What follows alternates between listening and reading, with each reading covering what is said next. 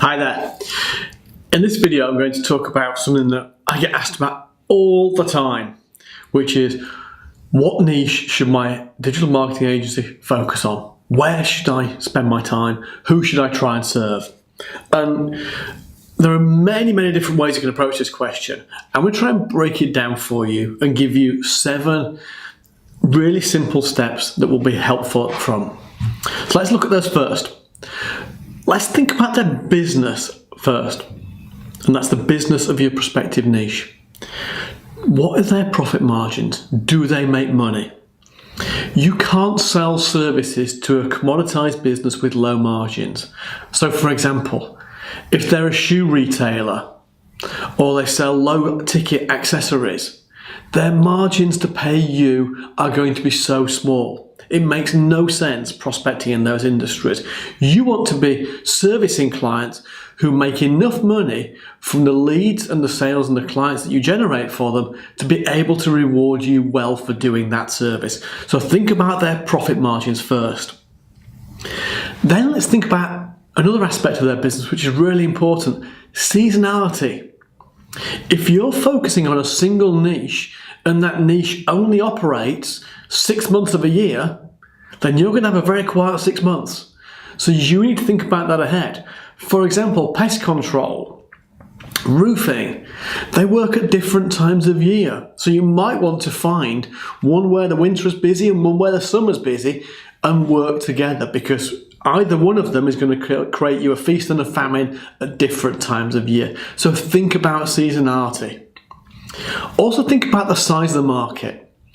It's great to go into a market where there are enough clients out there for you to be able to grow your business. In most industries, they are plenty big enough, but there are certain times, particularly in some B2B niches, where you'll find there are only a handful of suppliers and only a handful of buyers. And if that's the case, no matter how successful you are for your client, you can't grow your business because there are only going to be a small number of other potential customers for you. Make sure that there are enough customers for you in that industry. Similarly, is that industry growing? Is it an industry that's dying or growing? If you're into newspaper advertising, for example, it's probably a dying industry. Business cards are shrinking, for example.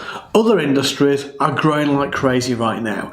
So just make sure that you don't just plan for today, you think about tomorrow, and you're working in a sector that has the capacity to grow as your business grows. Now, there are a couple of other points as well in this to think about. We're a little more technical. Think about the cost per sale or the cost per lead in the industry and the cost per click in AdWords. The reason I mentioned those 2 points, and they're very closely related, is that you want to be able to work with clients that have enough budget to work with you. So for example, if you've got clients with a $500 budget and clicks and a CPC is $25, it's not going to work.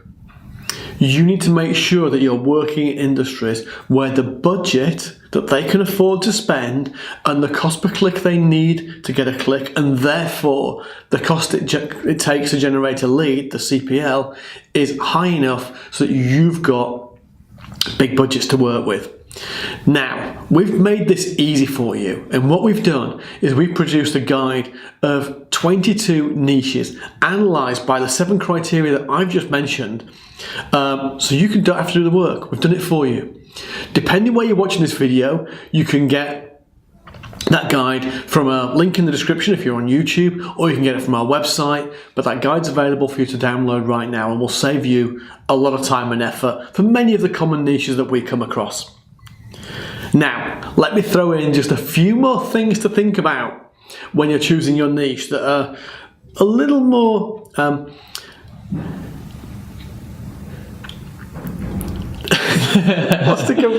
I just go from there? We should both cut that, shouldn't we? Yeah.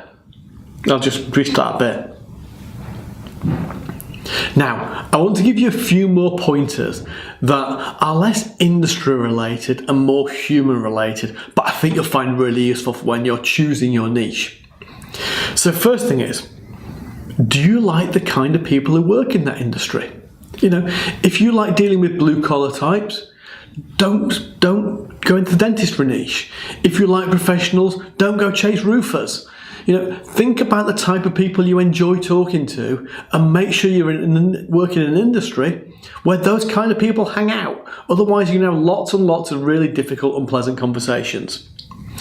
Also, you'll need to build a predictable prospecting system to go out and get new clients.